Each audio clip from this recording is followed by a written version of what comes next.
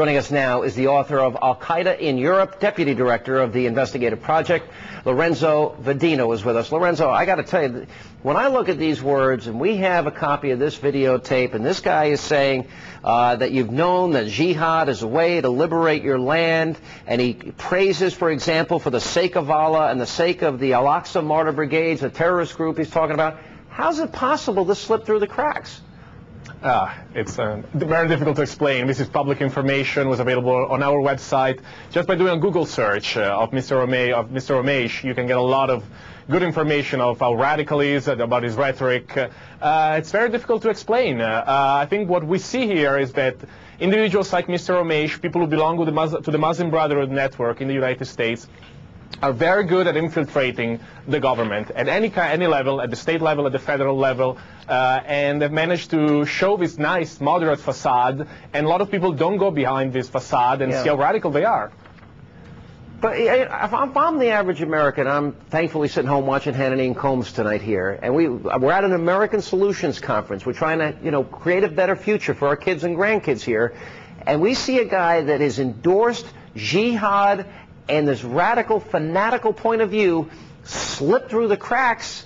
We've got to wonder how many other people are slipping through, and how can the government fail on such a large scale? I mean, it's breathtaking. It really is, considering, it's 6 years after 9/11.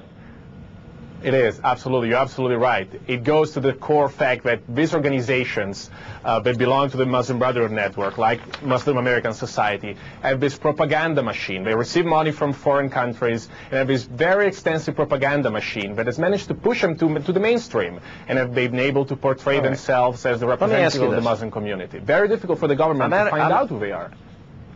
I'm at an American Solutions Conference, and the answer is to come up with solutions. How do we prevent things like this from happening, in your estimation, in the future? What is necessary that our intelligence needs to do better? Two things. First of all is to show light on who these people are. Second part is empower moderate Muslims. There are a lot of good Muslims, moderate Muslims. In Northern Virginia, for example, some of them I talked today, and they were as enraged as you and I are about Mr. Omeish's nomination to the committee. There are a lot of them, they do not have the funds that organizations like MAS receive. We need to empower these moderate voices in the Muslim community and make them stand up and be competition to the most radical Lorenzo, groups like it's Alan Combs. Thank you for doing our show. Look, I think what he said is extreme. It's radical. There's no question about it. But it didn't slip through the cracks, because they did find out about his statements, and he is no longer going to be a part of this commission. But isn't this after he came out in the media? But isn't this conservative political correctness? Let's say he's got radical views. What's wrong with having a commission? We have all kinds of views, even extreme views, on a commission. No. Well, first of all, I don't think anybody who supports violent activities and is clearly endorsing jihad, violent attacks in Israel, killing individuals, should have any position in the government. He said he's of the opinion that the invasion of Lebanon was wrong. No. If you go to the 2000 tape, he endorsed jihad in Palestine. And this is at the peak of the 2000 Intifada, in October 2000. So he's endorsing jihad, and he calls in other parts of the tape, we're supporting the Mujahid, the Islamic fighters. So he's clearly endorsing violence. Is it possible to see his point of view that he feels Palestinians have been the victims of violence, and he is countering that? Look, I don't support what he says. I'm just trying to say, is there a way to understand where he might be coming from, and is he truly a threat to the United States?